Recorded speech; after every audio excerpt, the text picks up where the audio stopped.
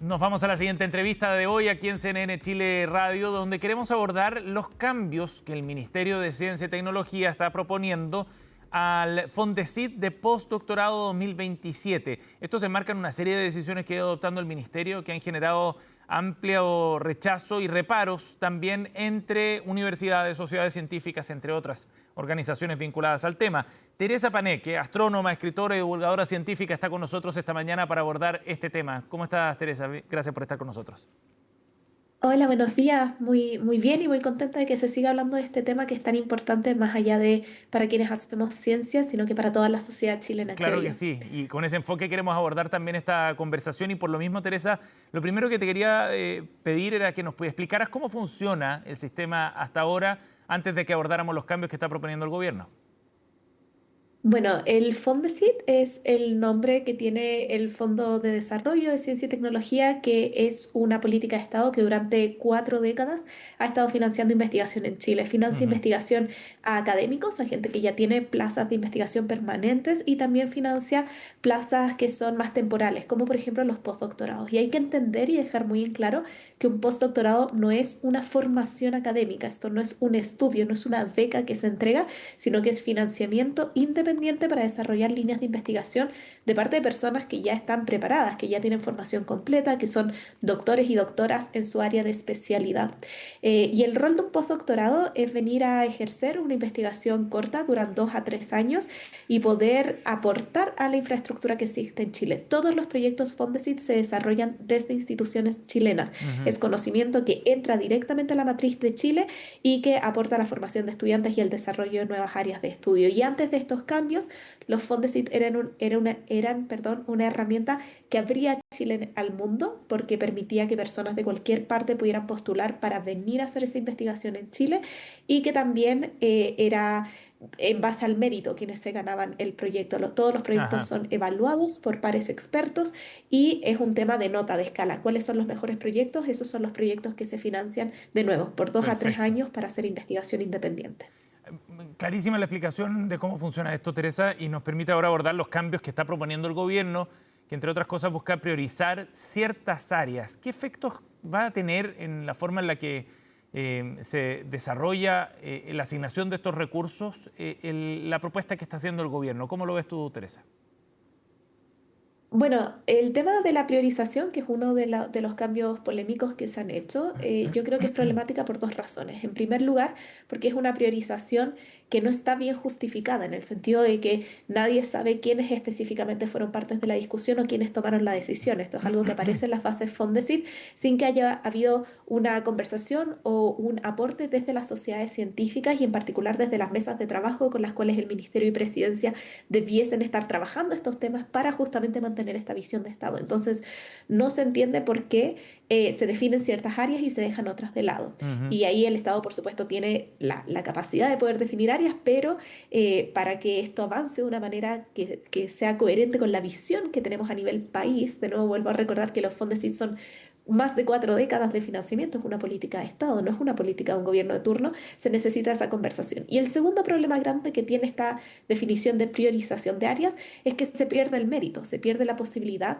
de que, y en las bases sale explícitamente escrito, que ahora la evaluación de un proyecto va a ser solamente un insumo. O sea que existe un factor político muy fuerte para definir cuáles proyectos se aceptan o no se aceptan. Y desde mi posición como científica, yo la manera en la cual veo el rol del Estado al financiar ciencia es que el Estado debe garantizar la libertad de investigación. Ujú. Esto no es ajeno a priorizar, pero dentro de una priorización tiene que haber un lineamiento claro de quiénes se ganan o no se ganan proyectos, porque si no eso se puede dar pie a favoritismos, a ciertos sesgos políticos que dejen de lado algunas investigaciones u otras sin que haya un fundamento técnico. Ujú. Y estas áreas prioritarias, por supuesto, van muy en la línea de lo que han sido varios de las olas de los gobiernos conservadores, no solamente en Chile, sino que en el resto del mundo, de hacer un hincapié en la tecnología.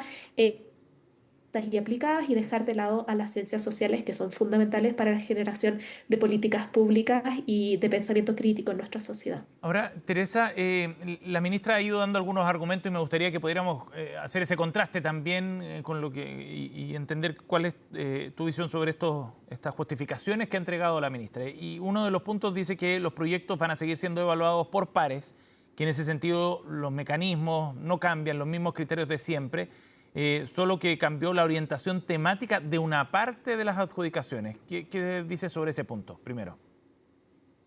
La ministra, al final del día con lo que uno se tiene que regir es con lo que está escrito en las bases. Ujú. Entonces, que la ministra diga que esto se va a seguir los lineamientos que siempre se han seguido cuando en las bases explícitamente aparece que la nota y la evaluación de pares, que por supuesto que va a existir, va a ser solamente un componente de la decisión, sin dejar en claro cuánto va a ser el componente, quiénes van a tomar la decisión final, cómo se va a repartir ese 70% que va a ir hacia áreas prioritarias entre las 10 o más áreas prioritarias que se han definido, deja ahí un espacio gris donde no es la ministra finalmente la que toma, espero yo, la decisión final, pero tampoco sabemos quiénes van a ser esas personas y cómo eso va a estar atado a cierta regulación, porque en las bases eso no sale explícito. Y lo otro que quiero aclarar es que esto no es solamente mi visión, sino que yo he prestado mi plataforma y el impacto mediático que tienen las redes sociales para poder también traspasar lo que es la visión de más de 30 sociedades científicas. Aquí hay un acuerdo transversal entre instituciones que generan conocimiento, incluso instituciones que son parte de las áreas consideradas Ujú. prioritarias, porque entendemos desde la ciencia la importancia de la multidisciplinaridad y de que haya una visión clara de cómo se están otorgando los proyectos, porque estos son proyectos que finalmente definen la hoja de ruta de cómo avanza la academia en Chile. Y la academia en Chile no puede avanzar solamente en base a la generación de tecnologías aplicadas. Esas tecnologías aplicadas tienen que ser contextualizadas y tienen que estar puestas al servicio de la sociedad y entender cómo la sociedad se relaciona con ellas. Y esa parte es un área fundamental de lo que hacen las humanidades y las ciencias sociales. Entonces yo como astrónoma, que más encima es un área prioritaria, Ujú. voy a seguir alzando la voz para la inclusión de las ciencias sociales porque no Claro. se entiende, no hay una razón, no hay una visión de por qué no están consideradas. Se entiende que no es una defensa, digamos, del sector o de la disciplina más bien, sino una crítica más amplia. Otro punto, Teresa, tiene que ver con datos. La ministra dice, miren, tomamos datos, revisamos qué es lo que había pasado con las investigaciones y plantea como un ejemplo para priorizar ciertos sectores el que, a pesar de que Chile sea el principal productor mundial de cobre, no se haya generado asignación de recursos para investigaciones en esta área más allá de un 2%, menos de 2%, dijo, de fondos del concurso durante la última década. Y lo mismo pasaría en otros sectores, también en acuicultura, en ciencias del mar, entre otras cosas. Eh, ¿Cómo interpreta usted esos datos en el sentido de cuál es la razón que puede estar detrás de ese resultado del último tiempo para un sector como el de la minería que es tan relevante para nuestro país? Ujú. Mira, hay un concepto en estadística y en el análisis de datos que se llama cherry picking en inglés, que quiere decir seleccionar datos que confirman lo que yo estoy diciendo, dejando de Ujú. lado el contexto y un poco la gran cantidad de datos que existen. Y aquí es donde yo creo que hay una decisión comunicacional, porque por supuesto que si uno dice, wow, solamente el 2% se va hacia áreas de minería, pareciera que estamos financiando con el 98% qué. Y eso deja abierto a muchas suposiciones y a que, por supuesto, la gente con ciertos sesgos políticos puedan agarrarse a eso para decir que todo el 98% se está yendo a cosas que no sirven versus este 2% que pareciera ser lo más relevante. La realidad es que los Fondesit uno puede ir a ver no solamente en 10 años, sino que puede ver año por año en cada concurso cuántos fondos se han asignado a cada área, cuántos proyectos se han presentado por cada área y de esos cuáles ha sido el resultado. Y si uno lo ve, hay tantas áreas del conocimiento que prácticamente todas han tenido una asignación de un 2% o un 3%, porque de nuevo con los fondos se financian áreas de minería, áreas de desarrollo tecnológico, áreas de humanidades, áreas de astronomía, áreas de física, áreas de matemáticas. Son tantos temas y proyectos que Ujú. por supuesto que cada proyecto va a tener una asignación porcentual pequeña, pero eso no es algo ajeno a otras áreas. Astronomía también tiene un porcentaje menor al 5% de asignación. Y eso no es porque tengamos algo en contra de la astronomía, es simplemente porque hay que repartirlo entre distintas áreas. Entonces yo no creo que exista un sesgo hacia ciertas disciplinas y uno también puede ir a revisar efectivamente, yo no tengo el dato específico para minería y análisis del cobre, pero uno podría ir a revisar cuántos proyectos efectivamente se han presentado y si es que ese porcentaje de asignación es menor o mayor o destaca sobre el resto. Pero lo que Ujú. yo le pediría a la ministra y a las comunicaciones del ministerio es que en vez de entregar datos sesgados, donde no hay un contexto, donde se toma una línea de base de 10 años, ¿por qué 10 años? En otros casos han sido 30 años. A mí me interesaría ver más cómo ha sido en los últimos 5 años, en los Ujú. tiempos más actuales. Hay muchas áreas, por ejemplo, la tecnología satelital que mencionaba la ministra a raíz de la inauguración del Centro Espacial Nacional. El Centro Espacial Nacional se inauguró el año pasado. Chile ha estado desarrollando tecnología satelital antes de eso. Entonces, Ujú. creo que hay muchos datos que no están contextualizados y no se ha entregado claramente una base de datos, que por Teresa, supuesto se puede pedir por transparencia, pero si ella está mostrando algunos datos, lo mejor y lo correcto y lo honesto sería que presentara todo el contexto para poder compararlo con claridad con el ecosistema científico que se financia ajá. con los fondos. Teresa, ¿y qué cree usted entonces que es lo que motiva la propuesta que está haciendo el gobierno? Esta focalización o priorización más bien en ciertas áreas. ¿Qué está detrás de eso? Es difícil saberlo porque no hay una hoja de ruta. La hoja de ruta que se entregó a comienzo de año y que fue publicada en este gobierno, aunque haya sido trabajada en los años anteriores de parte de la Comisión Asesora de Ciencias, Tecnologías, Conocimiento e Innovación, definía razones para establecer ciertas áreas prioritarias, dentro de ellas la medicina, la inteligencia artificial, el medio ambiente, y habían razones y un consenso y una construcción de trabajo detrás de esas tres áreas. Yo no sé cómo se llegan a estas 10 áreas de los Fondesit. Em, Uno, por supuesto, viendo la comparación con otros países de gobiernos de ultraderecha, viendo lo que está pasando en Estados Unidos, viendo lo que pasó antes en Brasil durante el gobierno de Bolsonaro, viendo lo que está pasando en Argentina, donde están marchando activamente por la defensa de las ciencias en estos días, uno podría pensar que hay un sesgo ideológico por ser un gobierno ultraderecha donde se han recortado financiamientos activamente para ciertas áreas de las ciencias sociales. Me parece también que es bastante despectivo de parte de la ministra discutir, por ejemplo, títulos específicos de proyectos cuando hace las comunicaciones, enfocándolo en proyectos de ciencias sociales donde no se contextualiza ni se entiende porque un título es solamente un título. Si ustedes escucharan títulos de astronomía, también parecerían irrisorios porque el contenido de lo que se está haciendo en esas investigaciones y el impacto que tienen sobre la sociedad está descrito en un proyecto mucho más extenso que solamente un par de palabras de título. Así que yo espero que sea un error, que sea del desconocimiento. La ministra no ha sido parte del ecosistema académico en Chile y es por eso que la invitación, no solo mía, sino que realmente de todas estas sociedades científicas, del Consejo de Rectores de distintas universidades, Universidad Católica, Universidad Diego Portales, Universidad Valparaíso, Universidad de Chile, hay un consenso transversal de pedirle a la ministra y al Ministerio de Ciencias que se sienten a hablar con la comunidad y que si toman una decisión sea una decisión basada en datos, con claridad y con una visión a futuro, porque Chile lo que más necesita, siendo un país que invierte tan poco en ciencias, 0,4% del PIB, estamos invirtiendo 10 veces menos que los países avanzados a los que queremos emular.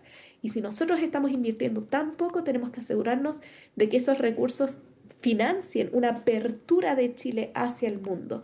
Entonces no se trata solamente de estos temas prioritarios, sino que también se trata de otras diferencias que han tenido en las bases al recortar la posibilidad de que puedan venir extranjeros también a participar del ecosistema científico y finalmente em, yo creo que apegarlo a un discurso que ha tenido el gobierno, pero que no es real para lo que ocurre en la ciencia. Entonces, es todo muy confuso, es todo muy complejo y yo espero que haya una apertura al diálogo. Finalmente, eso es lo que estamos pidiendo. Teresa, por último, respecto a las consecuencias que esto puede tener, si es que se materializa este cambio y efectivamente se destina el 70% de los recursos a áreas que están priorizadas por el Ejecutivo, ¿qué pasa con los investigadores de las otras áreas, por ejemplo? ¿Qué destino tienen para llevar adelante su investigación? ¿De dónde pueden sacar recursos? ¿Qué alternativas tendrían?